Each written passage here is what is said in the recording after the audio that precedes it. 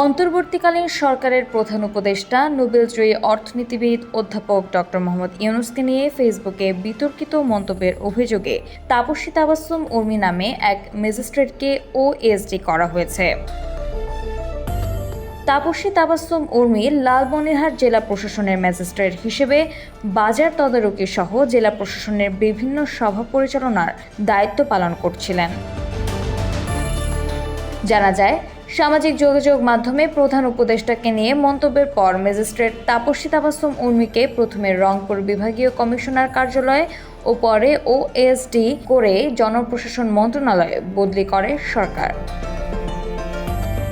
শনিবার প্রধান উপদেষ্টা ডক্টর মোহাম্মদ ইউনূসকে নিয়ে ফেসবুকে কটাক্ষ করে উর্মি লেখেন, সাংবিধানিক ভিত্তিহীন অন্তর্বর্তী সরকারের প্রধান উপদেষ্টা বলেছেন, রিসেট বাটনে পুশ করা হয়েছে, অতীত মুছে গেছে। রিসেট বাটনে ক্লিক করে দেশের সব অতীত ইতিহাস মুছে ফেলেছেন তিনি। এতই সহজ, কাউন্টডাউন শুরু হয়ে গেছে আপনার মহাশয়। তবে একটি বিষয়ে আপনাকে ধন্যবাদ জানাতেই হয়।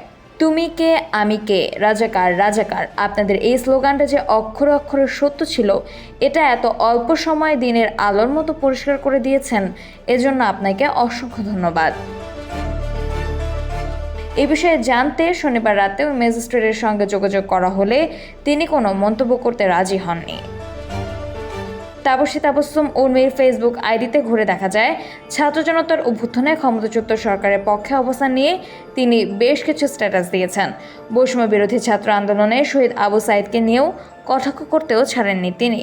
ছাত্র জীবনে ছাত্রলীগের রাজনীতির সঙ্গে জড়িত ছিলেন বলেও জানা গেছে। এই বিষয়ে লালমনিরহাট জেলা প্রশাসক HM রকিব হায়দার জানান, ওই ঘটনায় তাকে ওএসডি করে জনপ্রশাসন মন্ত্রণালয়ে বদলি করা হয়েছে। পরবর্তী সিদ্ধান্ত চাকরি বিধি মোতাবেক সরকার নেবে।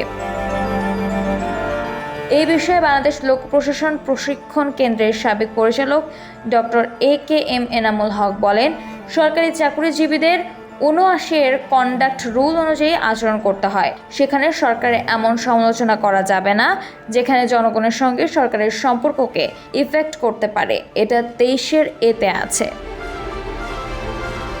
সামিয়া তাবাসসুম, খবর সংযোগ।